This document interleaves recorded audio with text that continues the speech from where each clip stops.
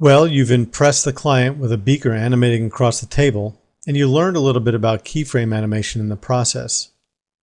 And now that you've learned a little bit more, the client wants something a little more complex. This time, the client wants the beaker that's in the back of the table to move forward, pass along the front of the table, then move to the back of the table again. While this animation could be done with keyframe animation, it does become a little more complex. And it will certainly become a little more confusing because you'll have many more keyframes that you have to work with. To accomplish this a little bit more quickly and easily, we're going to learn how to perform path animation. Path animation is managed by something called a controller or constraint.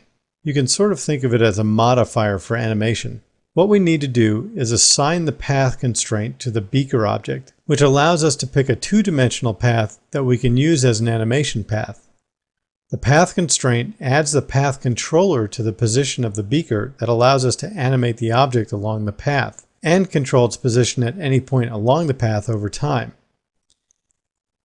After adding the path constraint, the next step is to pick the path that we're going to use for the animation. This will tell the beaker which path to follow. Then the beaker, or more precisely the beaker's pivot point, will be animated to move along the path for the current active segment we have set.